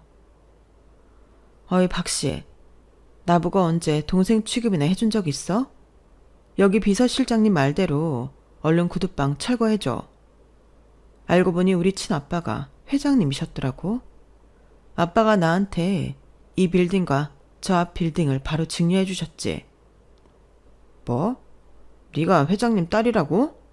저 앞 빌딩? 저기서 둘째랑 막내가 같이 부대찌개집 하고 있는데. 그럼 네가 저 빌딩도 갖게 된 거야? 뭐라고? 둘째, 셋째 오빠가? 아, 비서실장님, 저기 부대찌개집은 계약이 얼마나 남았죠? 네, 이제 5개월 정도 남았습니다. 5개월이면 충분하네. 계약 기간 마치면 당장 방 빼라고 하세요. 그러자 한때 큰오빠였던 사람이 내 팔을 잡더군요. 순자야, 미안하다. 제발 용서하고 내쫓지만 말아줘. 우리 삼형제 밥줄만 끊지 말아달라고. 제발. 이거 놔. 날 맨몸으로 쫓아낼 땐 언제고 이제 와서 빌어? 그리고 나 이제 순자 아니야. 최소라라고. 비서님, 갑시다. 그렇게 내게 매몰찼던 양부모님의 새아들에게 복수 아닌 복수를 해줄 수 있었어요. 그들이 하나도 불쌍하게 느껴지지 않았어요. 사람 같지도 않은 족속들이었기 때문이죠.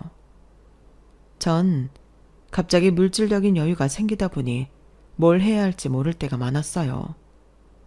간병이든 알바든 늘 몸을 움직여야 했기에 가만히 여유를 즐기는 건 익숙치 않았죠. 그러자 아빠가 제게 봉사활동을 제안하셨어요. 아빠가 소유한 다른 빌딩을 큰 병원이 통으로 임차하고 있었는데 그곳에서 윤슬이와 함께 봉사활동을 하기로 했죠. 봉사활동을 하다가 혼자 정신과 쪽을 지나고 있는데 복도에서 전 남편을 마주쳤어요. 너무 놀랐지만 태어난 척 얘기했죠. 오랜만이네? 여기서 의사로 일하나 봐? 당신 여기 웬일이야? 얼굴이 많이 피었네. 살만한가 봐. 나 여기 정신과에 입원해 있어. 응? 웬 환자? 어디 아파? 그 돈 많다던 여자랑은 결혼했고? 그년 완전 꽃뱀이었어. 내가 페이닥터로 본 돈 다 뜯어내더니 기어이 도박자까지 끌고 가서 내 돈으로 도박하더라. 옆에서 힐끗 봤는데 완전 재밌어 보이길래 나도 몇 번 하다가 중독되고 말았지 뭐. 내가 원래 뭐 하나에 빠지면 완전 올인하는 스타일이잖아. 의사 생활이고 뭐고 도박장에서 숙박하며 도박하다가 돈 다 날리고. 그래도 목숨은 건져야 하기에 셀프로 정신병원 기어 들어왔지 뭐. 자기도 여전히 개털인 건 별반 다르지 않지? 조강지처인 나와 외동딸 윤슬이를 처참히 버리고 이혼 도장만 찍어주면 잘 산다더니 전 남편은 완전히 인생 불지옥으로 떨어져 바닥을 기고 있더군요. 그리고는 나보고 여전히 개털이냐고 묻는 그놈이 천하의 먹 같아 보였습니다. 뭐? 내가 개털이냐고? 나도 몰랐는데 내 친아빠가 엄청나게 큰 회사의 오너더라. 아빠가 지금까지 못해준 케어 다 해주고 싶다며 자기 재산을 다와 나와 윤슬이를 위해 쓰고 싶으시대. 이 병원 건물도 장차 내 앞으로 해주신다네. 이미 강남의 빌딩 2개는 내 앞으로 증여해 주셨고 말이야. 뭐라고? 그거 진짜야? 강남 빌딩 2개? 네가 부자가 됐단 말이야? 자기야, 여보, 나 빌딩 한 채, 아니 반만이라도 명의해주면 안 될까? 위자료로 말이야. 뭐? 너 지금 뭐라고 시부렸냐? 너처럼 짐승만도 못한 인간한테 뭘 줘? 이거 알아? 네가 제정신이었다면 눈에 넣어도 안 아플 우리 윤슬이 안부를 먼저 물어봤을 거야. 네가 윤슬이 아빠니까. 그런데 넌 아직도 멀었어. 넌 아직도 짐승 단계에서 벗어나질 못했다고. 당장 꺼져버려. 너와 사는 동안 진심 더러웠고 앞으로도 절대 보지 말자. 전 남편은 무릎을 꿇고 내 바지가랑이를 붙잡고 사정했어요. 돈 좀 달라고요.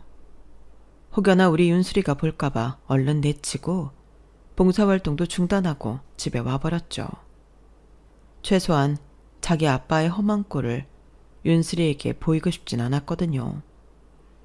이로써 저의 결혼이 완전히 막을 내린 것 같은 기분이네요. 날 배신했던 전 남편의 말로까지 두 눈으로 똑똑히 확인했으니까요. 이래서 사람은 일단 착하고 성실하게 살아야 하나 봅니다. 사필기정이란 말을 믿으면서 말이죠. 전 남편 생각하니 또 제 속에서 화가 치밀어 오르네요. 최고의 복수는 잘 사는 거라죠. 친아빠를 찾고 갑자기 얻은 부를 현명하게 잘 쓰도록 하겠습니다. 이 글을 읽는 여러분께도 오늘 예기치 못한 행운이 뚝 떨어지길 기원해 봅니다. 감사합니다. 여러분, 사연 댓글에 응원과 현명한 조언 부탁드려요. 좋아요와 구독은 저에게 큰 힘이 됩니다. 오늘도 좋은 일 가득하세요.